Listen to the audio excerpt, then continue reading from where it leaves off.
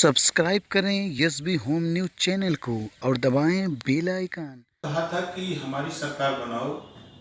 जो कांग्रेस के ज़माने में पेट्रोल डीजल का दाम बढ़ रहा है, तो पेट्रोल डीजल के दाम बढ़ने से किसान परेशान होगा, नौजवान परेशान होगा, आम आदमी परेशान होगा, महंगाई बढ़ेगी, सबको उसकी जिल्लत झेलनी पड़ेगी।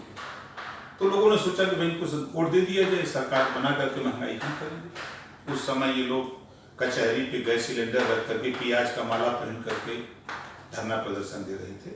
सरकार बन गई, जनता ने वोट दे दिया, सरकार बनवा दिया, तो आज 73 साल का रिकॉर्ड टूट गया। उस समय भी मैंने आगाह किया था कि आप जो वादा करके आए हो महंगाई का, वो महंगाई चरम पे जा रही है। जो 342 रुपए में गैस सिलेंडर 2014 के पहले मिलता था, वो गैस सिलेंडर आज लगभग 800 रुपए हो गया, जस्ट दुगना से भी ज्यादा दाम हो गया।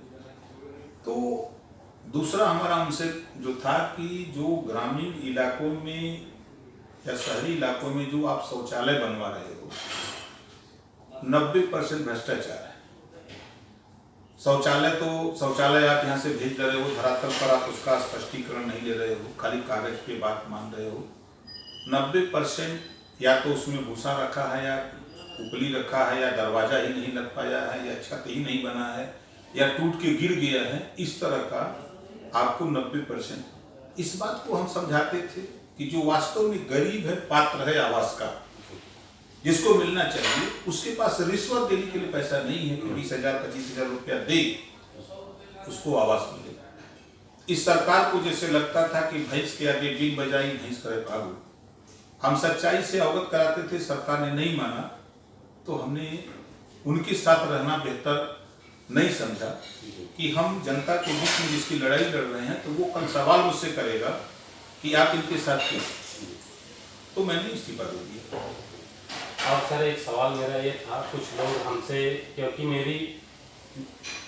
मैं संजय विश्वकर्मा और विश्वकर्मा समाज से बिलोंग करता हूं, और जो आप लड़ाई विश्वकर्मा के लिए आपने जो सदन में उठाई थी बातें, तो उससे लोगों में यह विचार उत्पन्न होता है कि जब जिस समय आप कैबिनेट मंत्री थे, तो उस समय विश्वकर्मा समाज के लिए आपने मतलब क्यों नहीं सोचा।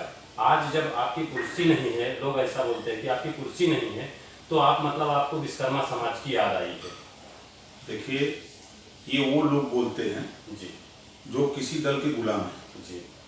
उनकी औकात नहीं कि अपने दल में 5 साल सपा की गवर्नमेंट थी, 5 साल बीएसपी की भी गवर्नमेंट रही, 5 साल बीजेपी की गवर्नमेंट रहेगी या रही है, सभी पार्टियों की सरकारें रही। और मैं आज के तारीख में अपनी पार्टी का राष्ट्रीय अध्यक्ष हूं और विधायक हूं। सदन के अंदर किसी भी दल के किसी नेता की हिम्मत नहीं पड़ती है कि किसी अति पिछड़े समाज की बात वहां रखी जाए।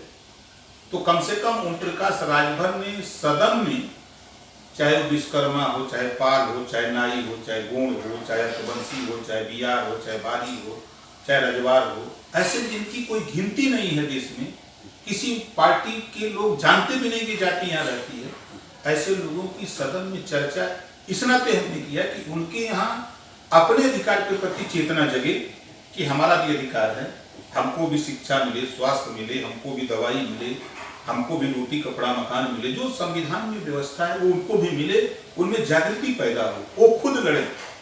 हम उनकी लड़ाई नहीं लड़ना चाहते, हम उनको जागृत करने के लिए बार बार आवाज उठाते हैं कि आप लड़ो, हमारे पास पॉलिटिकल पावर है, हम पार्टी के राष्ट्रीय अध्यक्ष हैं। तो जब जिस पार्टी का हम राष्ट्रीय अध्यक्ष हैं, अगर वो समाज अपनी हिस्सेदारी के लिए लड़ना चाहता है तो उसका स्वागत है, वो उठ के आवे। उसको अगर भरोसा हो कि आजादी के 73 साल में हमारी लड़ाई ओम प्रकाश राजभर लड़ सकते हैं, तो वो हमारे साथ आ सकता है, हम नेतृत्व कर सकते हैं, लेकिन किसी के पीछे नहीं जा सकते। और भी मैंने कुछ मेरे पास में और भी प्रश्न लोगों से मैं सुनता हूं, और हमारे आपकी वीडियो जो मैं डालता हूं उस पर कमेंट आता है कि लोग बोलते हैं उस समय 7 नगर निगम आयोग का कुछ तो निकला हुआ था, तो उसमें आपने पूरी भर्ती मतलब राजभर की कर दिया है। मैं ऐसे जानकारी मुझे ज़्यादा नहीं, लेकिन ऐसा मैंने सुना है। देखिए, हमारे साथ ये विश्वकर्मा समाज बीजेपी के साथ था, ठीक है, हमारे साथ कोई नेता नहीं था। जी जो लोग भ्रम फैलाते हैं। जी सुनील अकबंसी, जी उसको मैंने सदस्य बनाया। जी महेश प्रजापति को हमने बनाया। जी उसके बाद राणा अजीत सिंह को बनाया। जी फिर उसके बाद राधिका पटेल को हमने बनाया। जी तो 8 में 6 लोगों को दूसरी जाति के लोगों बनाया जो हमारे साथ रात दिन काम करते थे। स्थिति हमको 8 ही सीट मिली, तो 8 को तो हम बांट के टुकड़े में तो नहीं दे सकते। नहीं दे सकते, सही है। ठीक है, तो हमने 6 लोगों को दूसरी जाति को दिया, 2 राजभर को दिया।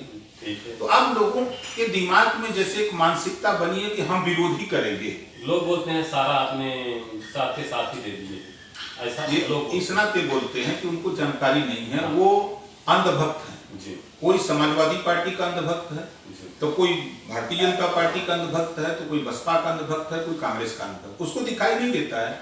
जबकि आज भी गूगल पे वो सर्च कर ले, उसको सब मिल जाएगा।